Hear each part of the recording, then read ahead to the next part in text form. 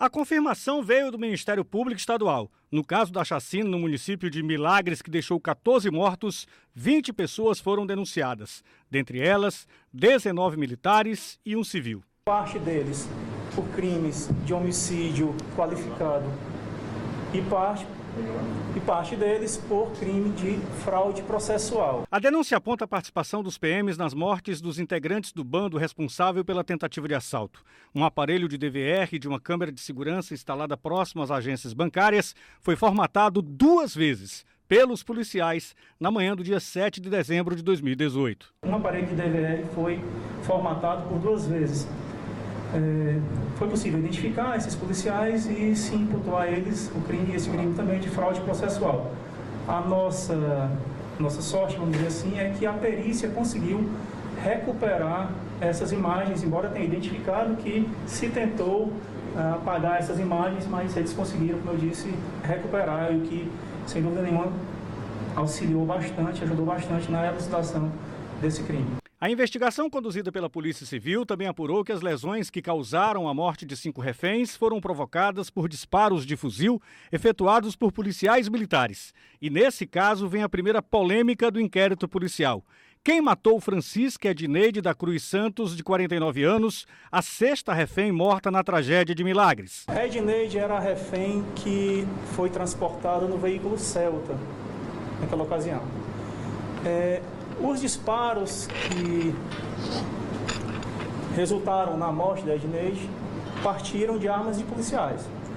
Mas nós concordamos com as conclusões da Polícia Civil no sentido de que, naquela ocasião, não era possível aos policiais identificarem que existia no interior daquele veículo um refém. Por esse motivo, nós não imputamos, assim como também não fizeram os delegados, essa morte dessa refém aos policiais militares. A outra polêmica vem quanto à punição dos envolvidos. As famílias das vítimas esperavam a decretação das prisões temporárias ou preventivas.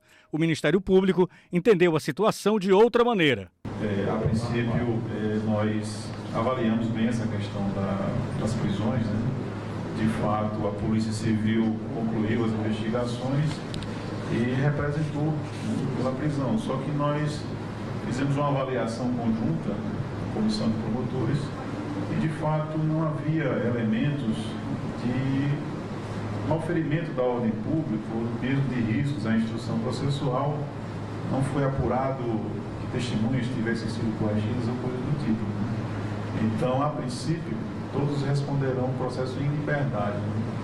É claro que tudo isso pode mudar se a situação processual assim recomendar, mas a princípio a própria Justiça já fixou medidas cautelares diversas da prisão e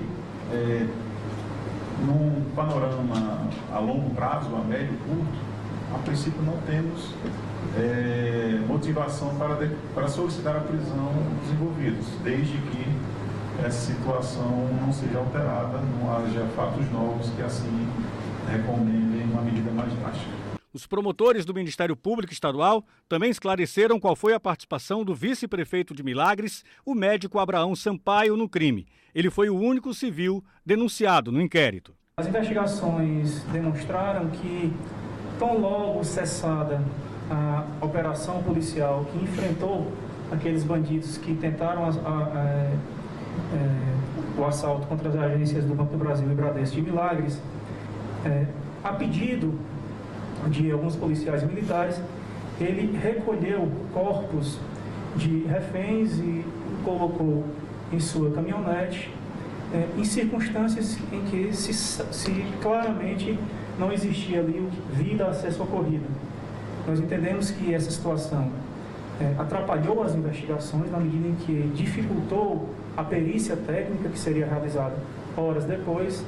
Então, nós imputamos a esse denunciado o crime de fraude processual.